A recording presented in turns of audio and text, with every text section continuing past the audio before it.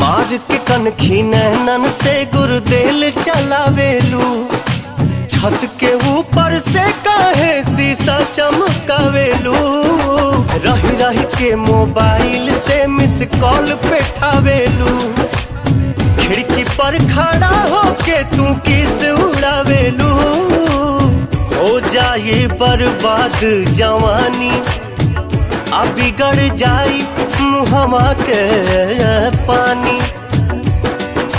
छोड़ के घरवा के जेल खाना, सुना हो, छोड़ के घरवा के जेल खाना, तनी बहरों के हवा लिहल करा, लिहल करा, हर लिहल करा।